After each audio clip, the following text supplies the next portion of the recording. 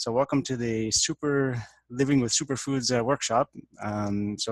Just to give you a little bit of a presentation about myself, who is Dr. Marco and what am I all about? So I am a family guy.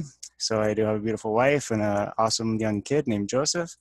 And we have a lot of fun together. We go to Italy frequently, that kind of stuff. So I have some good times there. I used to work in Italy for 20 years before I came back to Canada about 6 years ago. So I consider myself what we call a pediatric and family wellness chiropractor. So I have a special interest in working with pregnant women, babies, children, that kind of thing. I also incorporate something called chiropractic functional neurology. So I do some special tests looking at people's eyes, reflexes, and other things to see how their brain and their body are connected and how we can improve the health generally of the body. And I do workshops regularly in my office. And this is the first time the second time. The first time it didn't go well with the technology. This time it seems to be working okay. So I do workshops regularly in my office. They're quite well attended all throughout the course of the year on a lot of different topics. And I'm also a specialized doctor in providing something called True Cellular Detox, which is a very special type of detox program that gets right to the cell to detox heavy metals, mycotoxins, mold toxins, and other things from the body and from the brain. Essentially is where it needs to get out of the body to really help people's health. So let's get to the Superfoods Webinar. So hopefully you can see the screen properly. I'm looking over to my right. I have another computer open so I can see what you guys are seeing, and it looks like everything is going okay.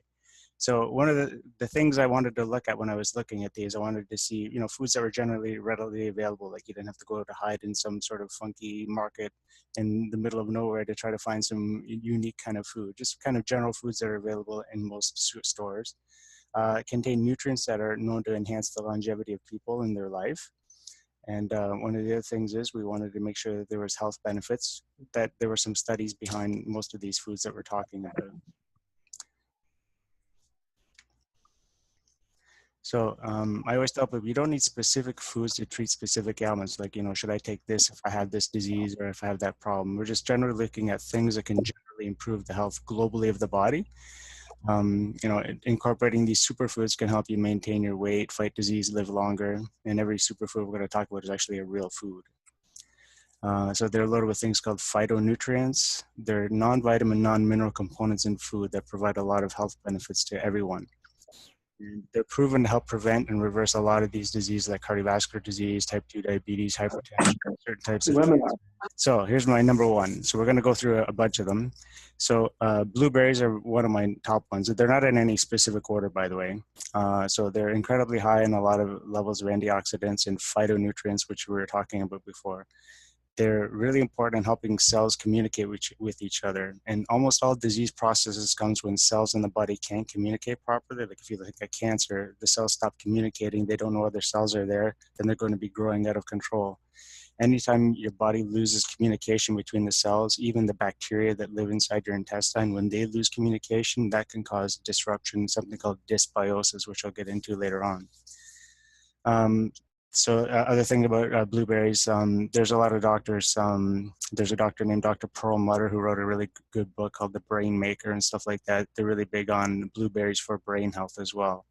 And when you get the type of berries that are really dark in color, like blueberries, blackberries, boysenberries, even raspberries are pretty good too. That darker color, there's a lot of that phytonutrient stuff. And one other thing in blueberries I want to mention, there's something called ellagic acid, which is very important for a lot of things like cancer prevention and a lot of other things, helping fight inflammation in the body. It kind of prevents cancer cells from growing their own blood supplies and things like that. So there's a lot of really great benefits for that. And ellagic acid is also important in blueberries in general, helping to decrease certain types of heavy metal toxins in the body as well. Next one, broccoli is another big one. So there's a researcher at Johns Hopkins University. He discovered a compound in broccoli that not only prevented the development of tumors, but it also reduced the size of the tumors that did develop by 75%. And one of the things about broccoli, most of these, we call them cruciferous vegetables. They have a really great benefit on your liver and helping your liver detoxify things. And there's something called sulforaphanes, which are very important in broccoli that help a lot of just a lot of health benefits from the cruciferous vegetables.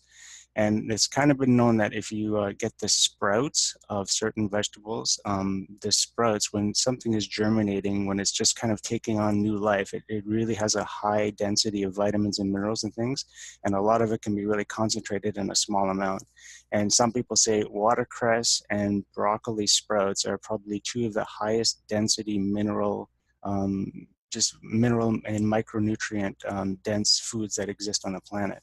So getting sprouts and sprinkling them on your salad and making a fair bit of that, like if you're putting it on like burgers or any kind of food, maybe salmon or whatever you're eating, adding some of those sprouts to it can be a really big bonus to that meal. Goji berries are another one. They come from far away, so there can be problems with like when you source things from another country, and especially from China and things like that. But if you can get good, wild-crafted, organic goji berries, really great. One of the things is they help, they got a lot of amino acids, so you can almost consider it a protein, a fairly good protein source, but there's a very small amount. But they do contain all the 8 essential amino acids, so that's very important for building your bone, or your muscle in your body. A lot of trace minerals as well, high in antioxidants. Iron is another one that's really important, B vitamins, etc. One word I'm going to be talking about a number of times tonight. There's the word there called the lectin. So I'm just going to mention briefly what that is. Hopefully you guys can see my whiteboard back here. So somebody just write in the chat if you can see what I'm going to write in here. So I'm going to write a word called lectin. So what a lectin is, it's a specific kind of protein that are in certain fruits and vegetables that try to prevent the thing from being eaten. It kind of makes it uncomfortable for the predator to eat that food. So what happens is, if we look at the cells on our body, so there's a cell like this. All our cells, on the outside of the cells, they have these things sticking off them. Some of these would be like sugar molecules or polysaccharides, we call them. And what a lectin will do, it'll actually come and grab one of those and kind of rip it off. So if it rips off some of those things, it kind of disturbs the cells, it can actually kind of kill the cells. So lectins are sort of, we call them anti-nutrients. So one way to kind of decrease lectins in most of your fruits and vegetables is to either steam them lightly or to sprout them, meaning putting them in water, letting them soak for a long period of time, changing that water off, soaking them again. That's really important to do with things like almonds, certain nuts, goji berries, and I'll get into some of the other ones you should be doing that with as well. Maca, not super available everywhere, but it's a really important, we call this an adaptogenic thing. So it's very important because it's grown in the Peruvian Andes and it's really, really high up in its altitude where it grows. And they say it's a very resilient kind of root because it has to grow at such high altitudes and things.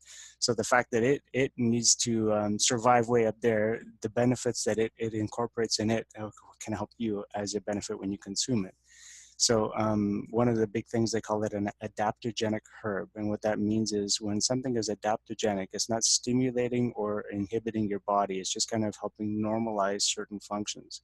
So if somebody is too stressed out, it might help you decrease your stress. If somebody has low blood pressure, it might help the blood pressure come up to where it should be normally. So it just helps your body adapt to your environment. Good source of fiber and good source of amino acids as well. Salmon. Now, this is a very tricky one because what's been happening to the population and, around the world with radiation and farming of fish and stuff like that. So we've all kind of heard that omega-3 fatty acids are really important for brain health, cardiovascular health, and etc. But there's sort of some details we have to get into. So obviously the salmon is rich in omega-3 fatty acids. The proteins in salmons are pretty easily digestible, so it helps your body with the protein. The American Heart Association recommends, fish twice a week, to decrease your risk of heart disease. So you want the good fatty fish. But the trick with the salmon is this. They're doing a lot of farming of fish now in general, just because unfortunately there's so many people that we got to produce a lot of food, right? So they're farming animals, they're putting like cows in factory farms and that kind of stuff, and just packing them in, and they're also trying to do that with your fish sources. So with salmon, it's kind of hard to do, but if you can get a can that says wild caught Alaskan salmon, that's probably your best choice to have less bad stuff happening to it. Because unfortunately, there is mercury in the water and all that kind of stuff, and I'll get into how you can decrease that challenge a little bit. But so with the salmon, that reddish color in the salmon, there's when salmon eat their normal food source, it helps them turn that sort of pigmented color, and that means they're really filled with and zeaxanthins and astaxanthins and all these things that are great for our health, antioxidants and that kind of stuff.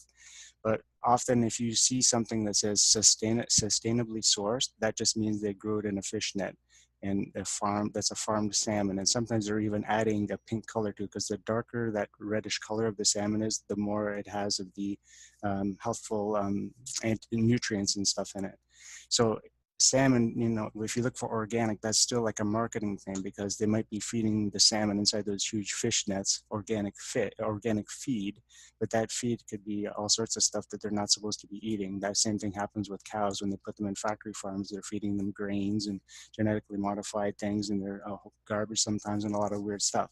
So even if it says organic, that shouldn't be. If you find in a wild caught Alaskan salmon, that's the best one there. So other superfood category, if you look at the image of the salmon up here, I don't know if you can see on top of it. So those things on top of the salmon, that would be herbs. So there's a whole other category. I'm not going to talk about herbs, but that's a really big other category to put with anything you maybe fry or that you add oils to and things like that you might be frying that could be potentially causing some damaging effects. So oils and things like that when they get heated. If you put those kind of things on it, things like thyme, basil, oregano, turmeric is a really big one. All those kind of herbs, adding them to the top of the cooking when you're cooking these things is a really good idea. So sometimes people are saying, well, what about the mercury in fish and salmon? And that's a really good point. And one of the things, if the fish is actually out in the wild eating its natural diet, it should be fairly high in something called selenium. And selenium is really important for preventing the mercury in the fish from actually getting into you. It kind of binds the mercury and makes it not bioavailable. So when you have it, it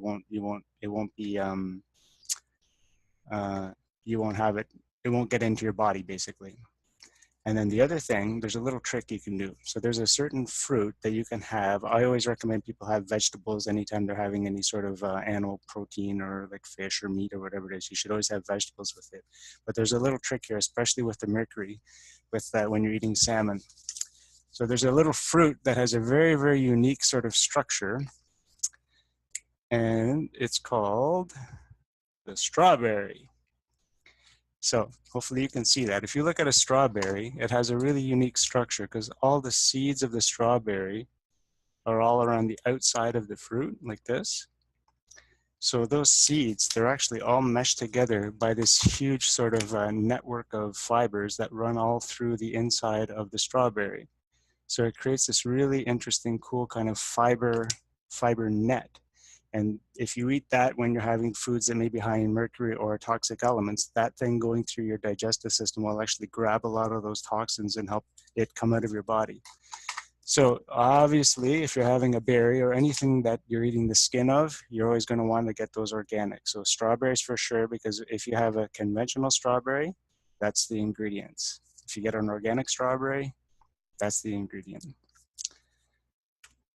All right, so something else called spirulina, blue-green algae. So this is a really high source of complete protein that's kind of found algae, in the oceans, that kind of stuff. Huge array of vitamins and minerals, trace elements, phytonutrients, and enzymes too. A lot of really good stuff in your body, very living. What I do is there's a guy named David Wolf, and I'm on his mailing list for his longevity warehouse, and periodically, maybe once every month or two, or he'll have like a $5 sale. And what you can do is get these little sample packets that usually just cost $5. And he has a lot of different ones. He has like maca root, amla berry root, and all these different kinds of powders and things. These are all just things I just simply added a little shake of it to my power shakes that I make periodically through the day. And that's how I add this into my daily life. So a little spirulina, blue-green algae, chlorella, whatever those kind of things are. All those things that might be sort of potent on their own. If you just throw them in a shake, you don't even know it's there. But there's a lot of great benefits to those algae. And that might be a potential source of feeding the world in the future when we really get messed up. I have a question over here. Sorry, I missed the question. How do you apply the selenium? The selenium is actually that was a question. How do you apply the selenium? The selenium is just present in the fish naturally in their environment when they're eating their natural food. So it's part of what they have when their food source, they have selenium in them. So you're not necessarily taking selenium, it's just already in the salmon to prevent that from, it's already bound the mercury itself. The selenium has done that already on its own. Hope that makes sense. And there's another superfood later on I'll be talking about that has another element that has selenium in it as well that you might want to add to your salmon, and hopefully I'll remember to mention that when we get there.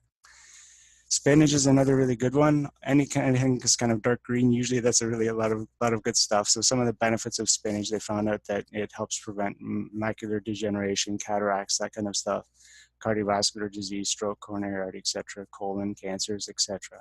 So the little caveat with spinach, however, there's something in spinach called oxalic acid. So certain amount of the dark green sort of leafy things that people think are really great, so they have these anti-nutrients in them, meaning that oxalic acid, even though you're eating it, it might bind certain minerals and hold them out of your body, so it's not available to you. So once again, with spinach, there was a lady, she actually had thought she was eating healthy. She was having spinach salads with tuna every day, and she thought she was going to be great. That was going to be great for her body, but she ended up finding out that she had a lot of osteoporosis, actually, and she was pretty young, like in her 30s. And so sometimes spinach can actually be binding certain minerals like magnesium and calcium and things like that. So one way to kind of tamp that down again is just lightly steam them for like 10, 15, or 30 seconds, something that affect just a very light steaming, let it cool down, and then eat it that way. So it's okay if you have a little bit in your salads raw, but ideally you want to be steaming your spinach. And that's a great way to kind of have that as a better option and decreasing those oxalates, especially if you have something like kidney stones, like oxalic acid, kidney stones. You don't want to be adding more to it. And sometimes that oxalic acid can get through your blood and irritate joints and that kind of thing. All right, so avocados, this is sort of like the one superfood that kind of everybody kind of agrees with, that it's a really high-end one. And there's a lot of really healthy fats, and one of the main ones is something called monounsaturated fatty acids. So the whole sort of low fat, no fat movement that's been happening for the last 20 years has been pretty damaging for our body. And I'll kind of get into that later, but the majority of your brain and all your nerves actually need fats and cholesterol to work properly. And avocados are one of the best sources of these monounsaturated fatty acids, which are a really important part of the membranes around your cells and all that kind of stuff. Great source of potassium, so that helps your potassium balance in your body. And some people don't know that's actually a really good source of fiber too. If you ever kind of take your knife and cut into it, you can see there's a fair bit of fiber going through the avocado. And it's any kind of fruit or it's a fruit that has that kind of yellowish, orangey kind of structure. All of those things have a lot of good antioxidants, and then beta carotene and that kind of stuff good for the eyes, the immune system, etc. And avocado, that's one of the ones, because that skin is very, very tough and durable. You can actually get away with not getting them organic. You don't have to expend the extra money on getting organic avocados. I don't usually worry about it unless the organic ones are the same price. Just because that skin is very protective and it doesn't allow the pesticides and herbicides to get into it. And then the other thing, it's always a challenge for the ripeness of the avocado. You buy 6 of them, you leave them all out, and then, you think they're going to be good, and then a day later, all of them are kind of, already too ripe or too mushy. So what you do is you can buy a lot of them if they're on special, put them all in your fridge when they're hard, and just take them out. And let's say if you know you're going to eat it within 2 or 3 days, as soon as you've taken it out of the fridge, within 2 or 3 days, it should be ripe and it should be yielding to thumb pressure as soon as you notice that. Or if you, on the avocado, there's that little stem thing. If you pick that off and look into it, if you see that it's green, that means it's not ripe yet. But if you pick that off, that little stem, there's a little stem on the top of the avocado. I can point that out to you if you kind of don't know what I'm talking about. It's right there, that little thing.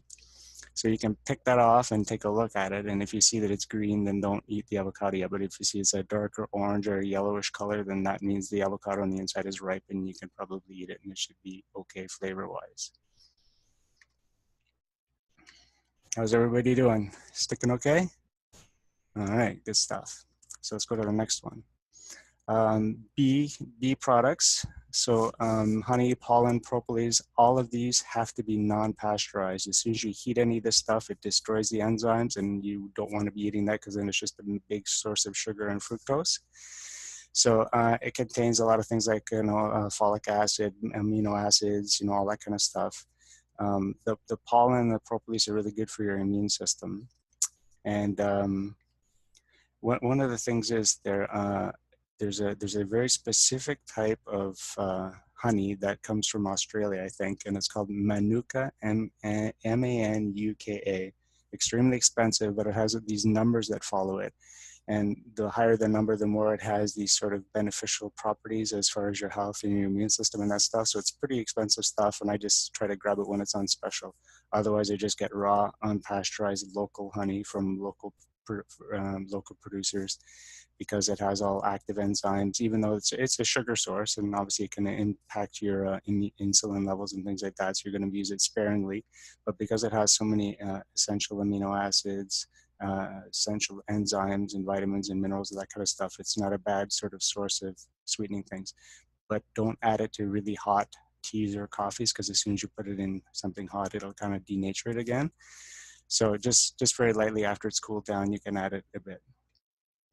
Coconut oil. Lots of controversy recently, and I'll get into that in a second. So coconut oil is probably one of the biggest superfoods that exists in the world. So it has antiviral, antibacterial properties. Ayurvedic medicine has done something called oil pulling, where people would put a tablespoon of that stuff in their mouth and swish it around for like 10 or 15 minutes in the morning. And all that, it has a tendency to attract all the bad bacteria and things out of your mouth. And then you spit it out into the garbage, not into your toilet or your sink, because it'll clog it up. But that oil pulling activity has been shown to really increase the oral hygiene, and increasing the oral hygiene actually increases the hygiene of your whole digestive tract and a lot of your body.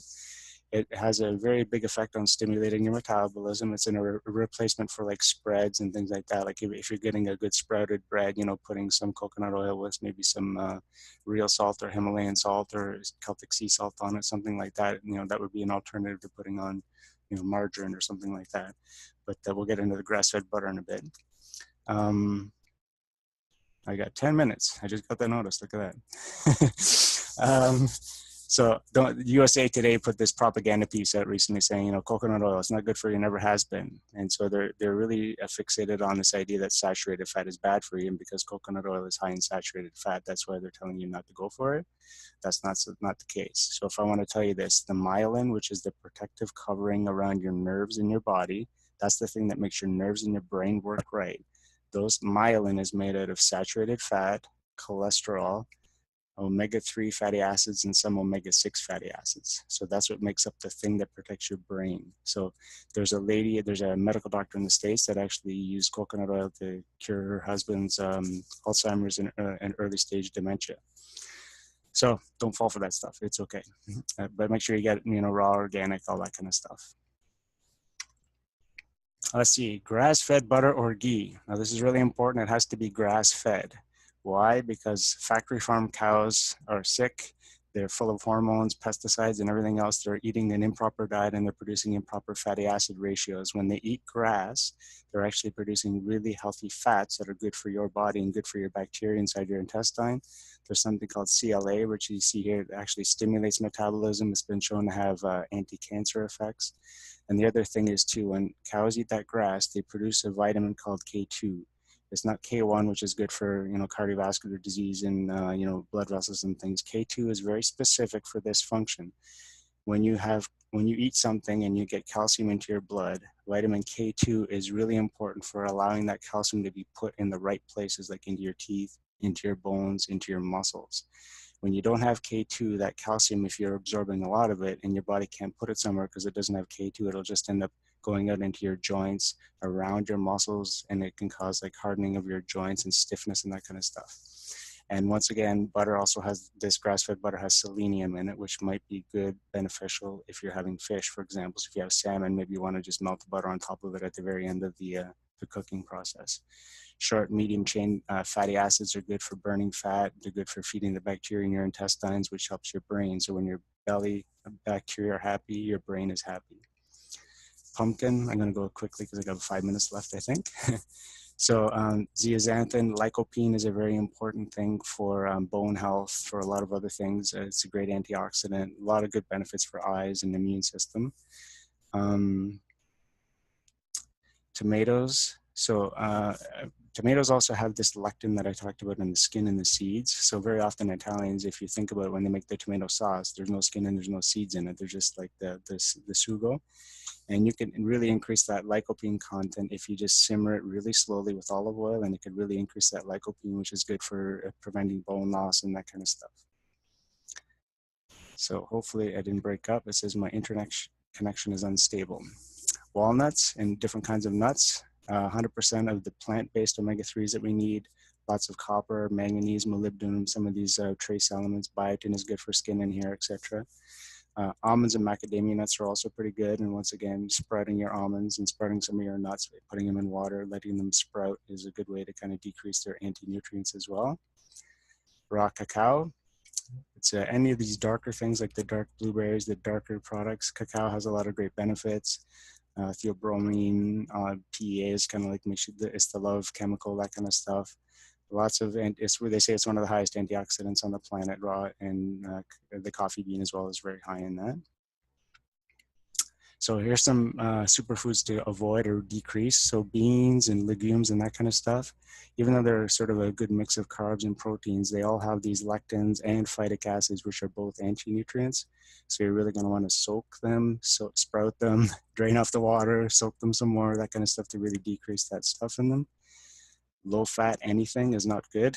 So what happens is if you take all the fat out of the milk, what's left is lactose, which is sugar. And that's why they found that skim milk and low fat milk was really, really high in causing people, pushing them towards diabetes, developing diabetes. And it does dastardly effects on your body because it messes with your blood sugar and your insulin levels. So always go for the full fat, anything you have. If you're going to have any kind of milk, dairy product, cheese, whatever it is, go for the higher fat that you can. And obviously organic and raw would be better. Soy, generally you want to avoid that just because 95% of all soy crops are genetically modified. There are some benefits maybe for a lady that's kind of past menopause, hypothetically. But for the most part, you want to avoid soy. Only if you can get fermented like natto, which doesn't taste very good, and maybe one or two other things might be okay. Dried fruits, if you don't have any blood sugar issues and you're pretty solid in that run, you can kind of throw them in there. But basically, you're just taking more of the water out, so you're just making it more concentrated. So it's basically nature candy, basically. So dried, raisins and all that kind of stuff, ideally as little as possible. So there's one last thing. I'm going to try to mention this. So there's a product called Restore, which is basically a huge solution to what we've been doing to our crops and what we've been spraying on our crops, causing things like leaky gut, intestines that leak, that aren't solid, unstabilized bacteria in our intestines, which can throw off our health and our brain health and everything else. So this Restore product, which I have in the office, has been known to seal up your intestine, to decrease leaky gut, and to help the bacteria communicate properly. So you have a proper environment on the inside of your intestines, which can help your brain health, because a lot of your neurotransmitters and things that keep you healthy are also produced in your intestines as well. So if you have a healthy gut, you'll have a healthy brain and vice versa.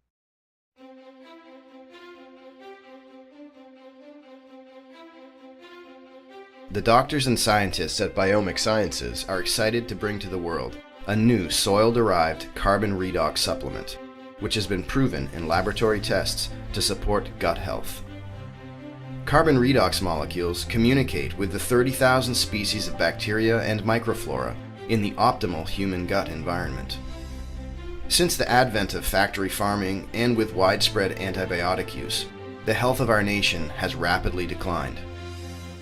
The use of chemical fertilizers, pesticides and herbicides, and antibiotic use in livestock and humans has destroyed much of our intestinal bacteria, the critical communication network of carbon redox molecules which form the front line of our immune defense. Additionally, the massive consumption of refined grain products, especially gluten-containing wheat, rye, and barley, has led to widespread damage to the tight junction barriers. Tight junctions act as an intelligent gate in the gut wall, keeping toxins, insoluble fibers, and inorganic materials out of the bloodstream. Gluten loosens these tight junctions, causing intestinal permeability commonly known as leaky gut. This causes an inflammatory response short-term and a long-term immune response. It is estimated that 18 million people in the US are gluten sensitive, and the actual number is probably much higher. In looking at tight junctions in cell culture, exposure to gluten weakens tight junction function. When Restore is placed on these similar intestinal tight junction cells in laboratory cell culture, Restore strengthens tight junction function. The safety of Restore has been validated by university-based scientists. Restore, your supplement for supporting gut health.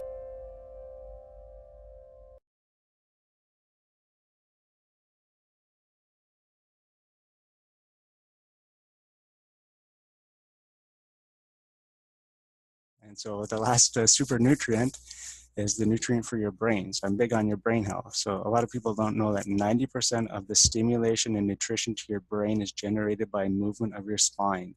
Roger Sperry said that. So that's why what we do as a chiropractor, if we get your spine and nervous system working healthfully in your back, you can stimulate your brain and keep your brain healthy. Okay, so here we are, we're going to do the video for a level 3 network adjustment. I'm actually going to do a couple of adjustments for level 1 or 2 first, just to kind of get her into the action of doing what she needs to do. And then we'll be seeing some of the actions of level 3. So as I was explaining in level 1, our objective is to create a respiratory wave in the body that helps to reduce tension in the nervous system and in the spine. Level 2 is more working on posture and structure to stabilize the spine and make sure that you can prevent future problems. Level 3 is more awakening the person, and you'll be able to see her. She does what we call a somatopsychic wave, and she does a fair bit of movement on the table. Not everybody needs to move as much as she does, but she's a really good example to show you how tension can really be moved through the body and released through the body through these kind of movements.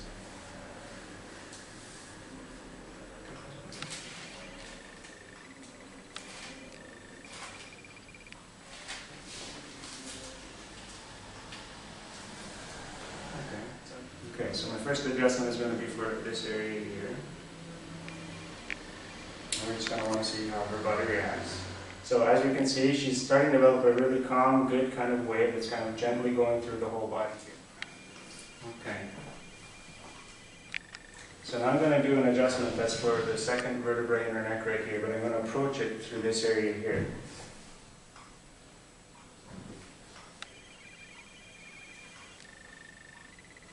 So this is more of a second level contact where I'm trying to get her to pay attention right there. And remember, as I said in this level 2 video, when we see figure of 8 kind of movements, we know that that's a really good, healthy kind of thing because it's taking the joint through all of its range of motion, and that's sending lots of that good proprioception stimulus, as I said, to the brain. And as you can see, there's a lot of action right in this area here. And the wave is starting to go through the spine. So this is a website I have. It's called Dr. Marco Likes, and hopefully you'll be able to get the link from that. I'll try to do it at the end, or I'll type it over here.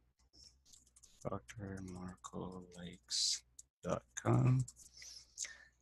So here you can see along this top here I have like Restore, and there's certain magnesium supplements, grounding things, any health products and things like that that I kind of recommend to my people are along the top line there. And then also below you can see I have links to other websites that I have. And this is my base website. It's called drmarcodc.com. So from here you can go to see my Facebook page, which is over here if you click on that. If you can go to my office website by clicking over here. I have a blog, you can look at that. And I also have over 200 videos on health tips, healing, anywhere from 5 to 10 minutes long on diet and different things about your health. And you can find all that on this by clicking this link here too.